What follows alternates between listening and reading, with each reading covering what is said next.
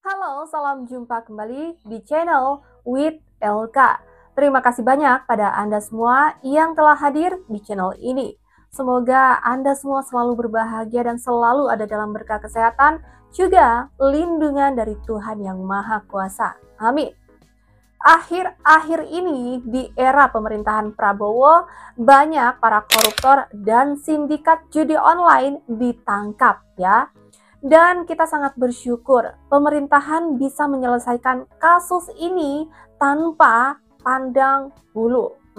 Baru-baru ini juga terdengar 11 pegawai Kementerian Komdiji yang harusnya menjadi benteng pemberantasan judi online ditangkap. Indonesia pun berhasil menangkap Alice Guo, sindikat pendiri judi online terbesar di Filipina. Wow, yang pernah menjabat sebagai wali kota di Filipina. Presiden dan masyarakat Filipina pun bahagia ya mendengar penangkapan ini dan mengucapkan terima kasih tentunya. Karena sebelumnya Alice Guo ini sempat melarikan diri ke Malaysia dan ke Singapura, namun tidak berhasil ditangkap oleh kedua negara tersebut. Dan mari kita simak video selengkapnya. Kementerian Komunikasi dan Informasi Indonesia melancarkan kempen besar-besaran membasmi perjudian dalam talian dengan menyekat hampir 3 juta laman sesawang. Indonesia akan menyekat akses orang ramai ke platform judi dalam talian. Pasukan petugas khas akan memantau sistem pembayaran yang boleh disalahgunakan secara dalam talian bagi tujuan berjudi. Alice Guo, a dismissed town mayor who fled the Philippines after being accused of helping establish an illegal online gaming and scam center. He has been arrested in Jakarta, Indonesia's capital. Guo is accused of helping establish a massive complex near the Philippines town hall. This complex was being run as a hub for illegal online gambling and scam outfit that catered mostly to clients in China where gambling is forbidden. After Guo fled the Philippines in July, she was tracked in Malaysia and Singapore before turning up in Indonesia. What's interesting to note here is that Guo contested the 2022 Philippine elections, having served as the mayor of the rural town of Bamban in north of Manila. Alice Guo, also known as Guo Huaping, was arrested in Tangerang City, Jakarta, Indonesia. I congratulate all law enforcement personnel who made this apprehension possible. The public may not know the intricate details of this mission that you have successfully accomplished, but on their behalf, accept my thanks. The Philippines also thanks the Indonesian government for their assistance on this matter. The close cooperation between our two governments has made this arrest possible. Let this serve as a warning to those who attempt to evade justice. Such is an exercise in futility. The arm of the law is long, and it will reach you. This government continues in its duty to apply the rule of law. Ms. Guo shall be entitled to all legal protections due her under the laws of the land and pursuant to our commitment to the rule of law.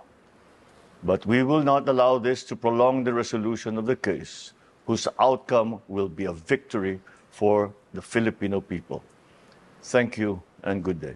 Bekas Datuk Bandar di Filipina Alice Guo yang didakwa terbabit sindiket jenayah dan pengubahan wang haram berjumlah lebih 100 juta peso tiba di Manila selepas dihantar pulang dari Indonesia pada Jumaat. Guo yang juga dikenali sebagai warga Cina bernama Guo Huaping ditahan pihak berkuasa Indonesia pada Rabu. Wanita itu dikendaki Senat Filipina selepas enggan hadir untuk siasatan Kongres berhubung dakwaan yang mengaitkannya dengan jenayah. Agensi Penguatkuasa Undang-Undang Filipina termasuk Majlis Anti Pengubahan Wang Haram memfailkan beberapa pertuduhan membabitkan kes pengubahan wang haram ke atas Guo dan 35 lagi dengan Jabatan Kehakiman. Guo yang mendakwa dirinya adalah anak kelahiran Filipina menafikan tuduhan berkenaan dan menyifatkannya sebagai berniat jahat. Beliau dihantar pulang dari Indonesia kerana melanggar Undang-Undang Immigration menurut Jabatan Immigration Jakarta pada Khamis. Ini semua harus ditopang oleh pertahanan yang kuat, penegakan hukum yang tidak ragu-ragu, saya minta Jaksa Agung, Kapolri, BPKP, Badan Intelijen Negara fokus ancaman yang berat bagi kita, judi online, narkoba, penyelundupan, penyelewengan, korupsi, kebocoran. Hanya dengan penegakan hukum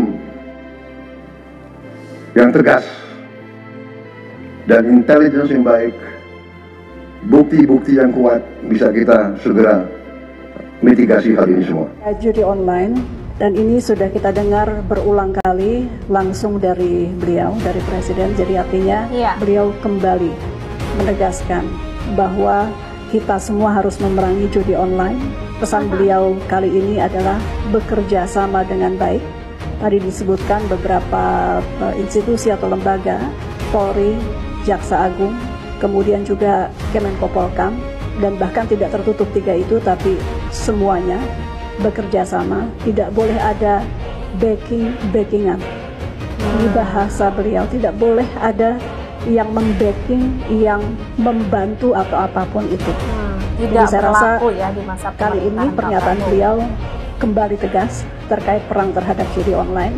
Beliau mengingatkan bahwa korbannya adalah masyarakat yang tidak mampu sebagian besar. Jadi tidak boleh lagi ada kong kali kong. Ini juga mengutip persis ucapan beliau, bekerja sama, bersatu untuk melawan judi online. Beliau juga melihat selain memang dalam rangka perlindungan terhadap masyarakat terutama yang tidak mampu, beliau juga melihat bahwa kalau misalnya judi online dapat berhasil kita perangi bersama, ini bisa membantu daya beli dan pertumbuhan ekonomi bisa naik. Kasus judi online yang melibatkan pegawai Kementerian Komunikasi dan Digital sebagai backingnya terus menguak fakta baru. Dari 15 tersangka yang kini mendekam di balik jeruji, 11 diantaranya tak lain adalah pegawai di Kementerian Komdigi. Kini polisi masih memburu 2 orang DPO berinisial A dan M.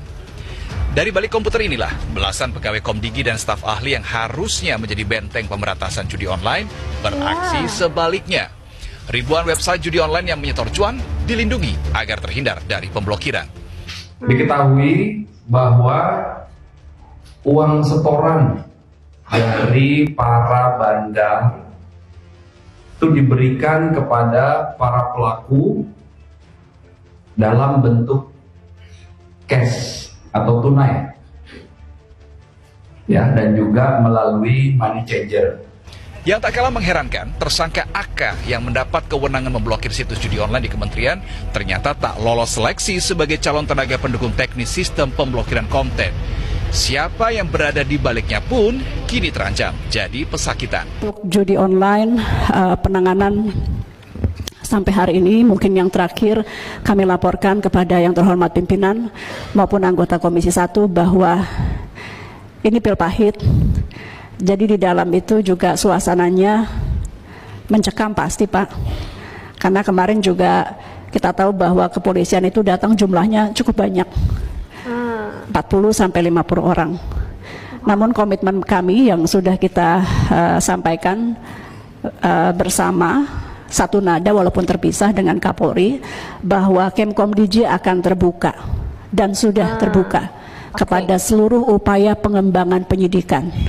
Berapa kali pun kepolisian harus datang, seberapa lama pun mereka harus datang dan meneliti di kantor kami, sebagai bentuk pertanggungjawaban kami membuka pintu selebar-lebarnya.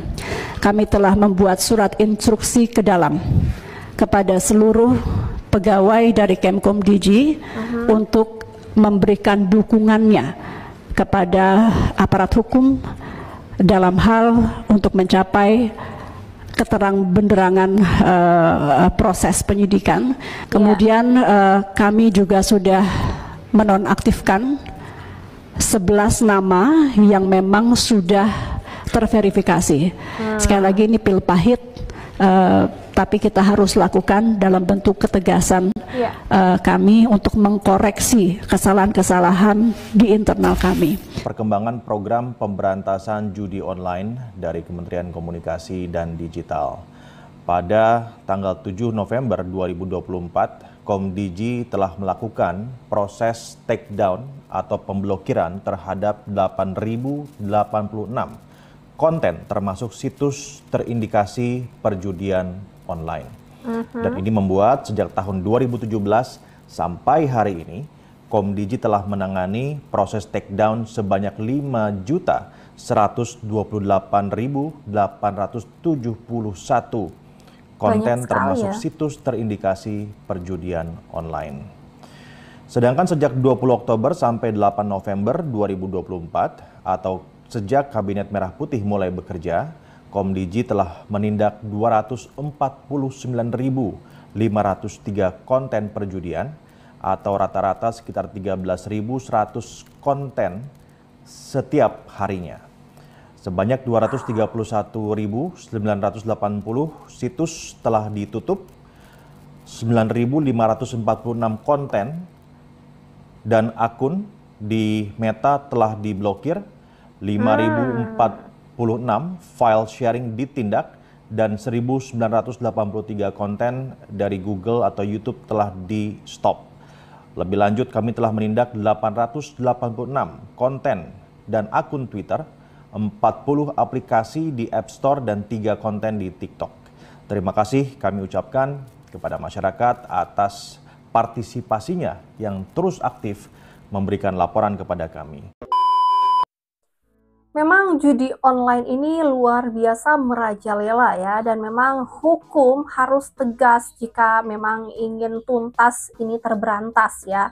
Karena banyak sekali korban-korban ya dari judi online ini, terutama tadi rakyat yang hancur kehidupannya ya karena judi online ini. Jadi kita sangat berterima kasih pada pemerintahan saat ini yang telah berusaha sekeras mungkin untuk menghilangkan judi online ya, dan sangat menghargai atas usaha yang telah dilakukan sampai hari ini.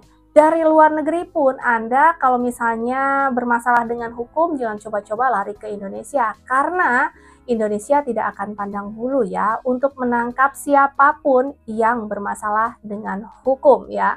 Sampai di sini with LK temani waktu Anda, semoga menjadi informasi yang bermanfaat dan menarik untuk Anda simak. Sampai jumpa lagi di next video. Terima kasih banyak.